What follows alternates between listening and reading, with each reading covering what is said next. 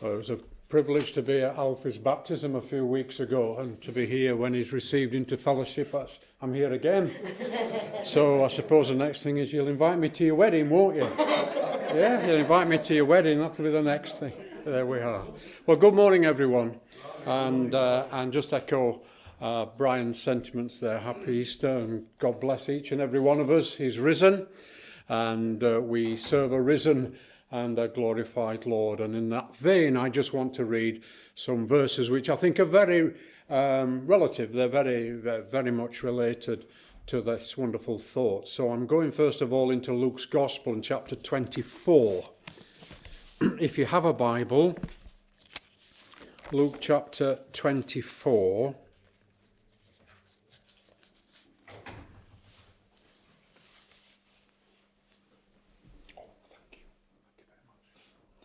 Luke chapter 24,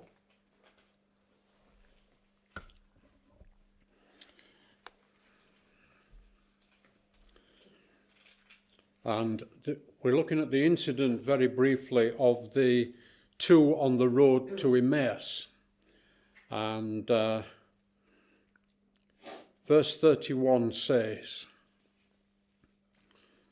"And their eyes were opened." That's the two on the road to Emmaus. "And they knew him, and he vanished." That's the Lord Jesus. He vanished out of their sight. "And they said one to another, 'Did not our heart burn within us while he talked with us by the way, and while he opened to us the scriptures?'" John chapter 20. The next book on, John chapter 20.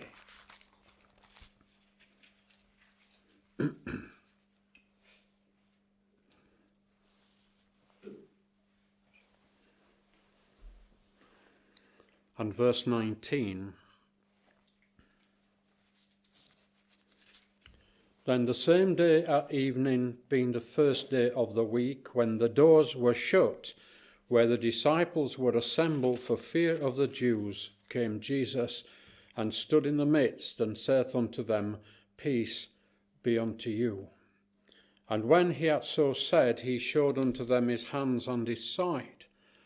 Then were the disciples glad when they saw the Lord." Verse 24. "But Thomas, one of the 12, called Didymus, was not with them when Jesus came. The other disciples therefore said unto him, We have seen the Lord. But he said unto them, Except I shall see in his hands the print of the nails, and put my finger into the print of the nails, and thrust my hand into his side, I will not believe. And after 8 days again his disciples were within, and Thomas with them. Then came Jesus, the doors being shut, and stood in the midst, and said, Peace be unto you. Then saith he to Thomas, Reach hither thy finger, and behold my hands. And reach hither thy hand, and thrust it into my side, and be not faithless, but believing. And Thomas answered and said unto him, My Lord and my God. Jesus saith unto him, Thomas, because thou hast seen me, thou hast believed. Blessed are they that have not seen, and yet have believed. Amen. Now, as I read my Bible, I can find 10 occasions when the Lord Jesus, after he'd risen from the dead, he appeared unto his own, different people at different times. Right from his first appearance to Mary in the garden, right through until, Luke, I suppose, of the 4 gospel writers, Luke tells you more about the ascension of the Lord Jesus than any other gospel writer. There in Acts chapter 1, for example, when the Lord ascends back to heaven. And there's 10 occasions that are mentioned when the Lord appears unto his own.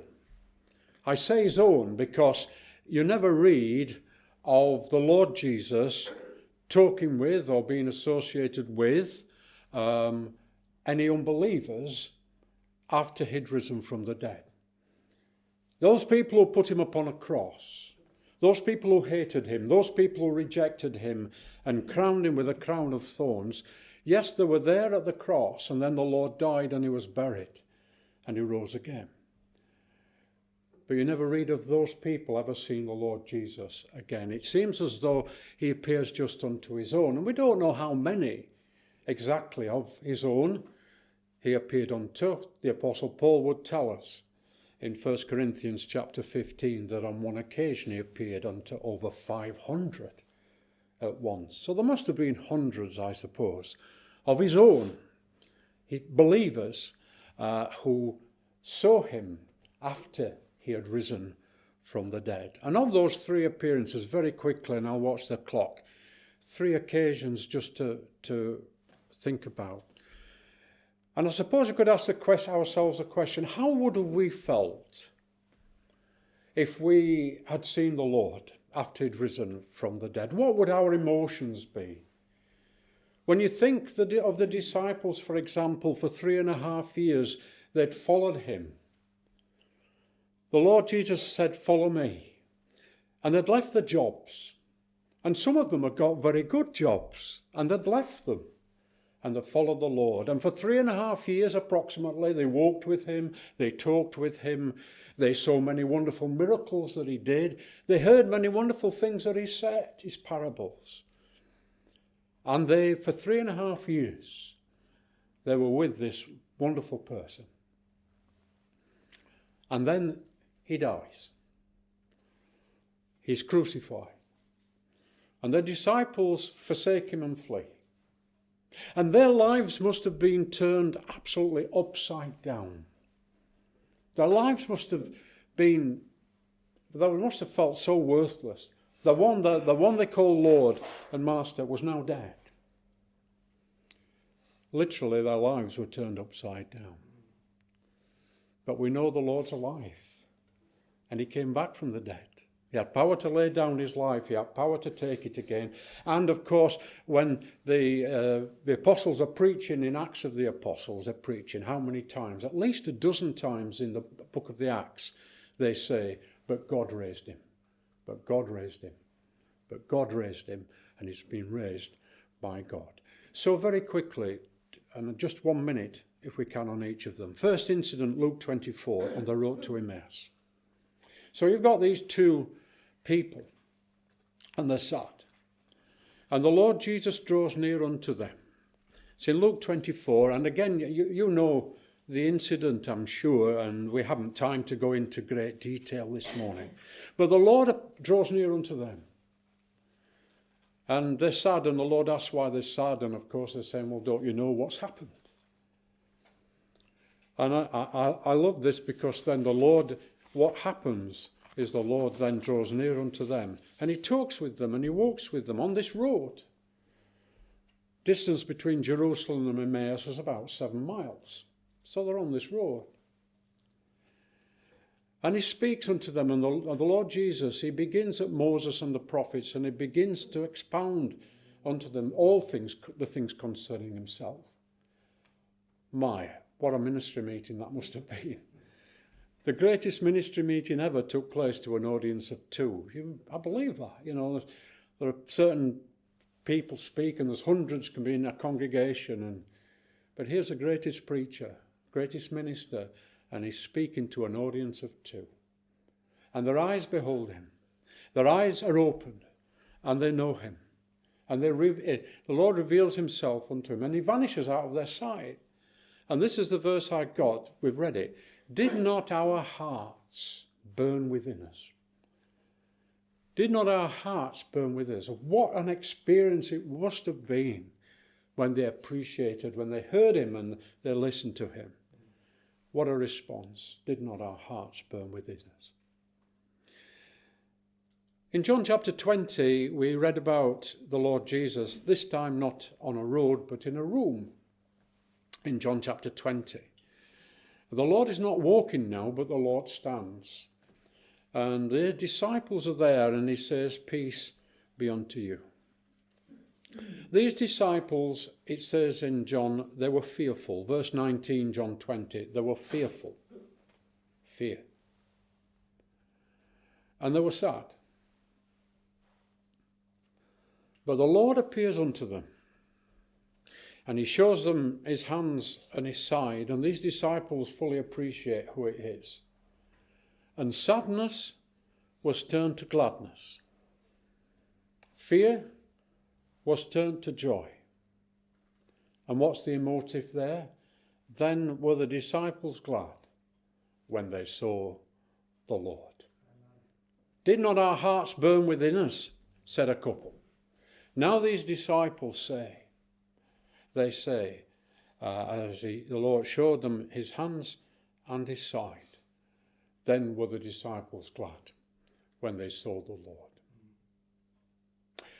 Thomas wasn't there on that occasion. Thomas wasn't there. We don't know why. We don't know exactly why he was absent. But one thing we do know, Thomas missed the blessing that the other disciples received on that occasion. And you know, as we read down through John chapter 20, and there's Thomas. So we've seen the Lord appear unto a couple there on the road to Emmaus. We've seen the Lord appear to accompany there his disciples. And now the Lord Jesus is going to speak to an individual. He's going to talk to Thomas, one of the appearances of the Lord. And 8 days later, Thomas sees the Lord. In doubting Thomas, well, except I can put my finger into the print of the nails, my hand into, I won't believe, I won't believe, I won't believe. And the world even says today, you're a doubting Thomas. And I suppose sometimes there's a bit of a doubting Thomas in each and every one of us, sometimes. But then the Lord comes to Thomas and he says, put your finger into the nail prints and my hand inside. Don't be faithful, but believe. I don't believe for 1 minute Thomas did it. I don't believe for 1 minute Thomas literally put his finger. I believe Thomas bowed the knee in worship. And what was his expression? My Lord and my God. Did not our hearts burn within us? Then were the disciples glad when they saw the Lord. My Lord and my God, Thomas says. What an experience it was for him. My time's gone. We haven't seen him physically, literally. One day we will. And there's a lovely verse, or a lovely hymn in the Believers Hymn Book, 225. We sing it back at Scunthorpe quite regularly. Oh, what shall we feel in thy presence when first the visions of glory upon us shall burst, since now our soul longeth and seeketh for thee, or when, blessed Saviour, thy face shall we see. One day we're going to see him. You don't know it, Brian, that's okay. I'm just quoting the first verse of that hymn. It's a lovely hymn, speaking of the fact that one day we shall see him and we shall be like him. So how shall we feel? One day we shall see him, the one who is the resurrection and the life, the one we remember this morning in his own appointed way. We shall see one day and be with him. Our hearts burn within us. Shall we be glad when we see the Lord? Shall we bow in worship and say, my Lord and my God? May the Lord bless his word to each and every one of us this morning as we remember him this morning in his death, in his burial, and in his resurrection, and yes, no doubt, in his ascension too. What a wonderful Saviour we have in his precious name. Pardon? You found the tune 225. Is that one? Okay, thank you, Brian.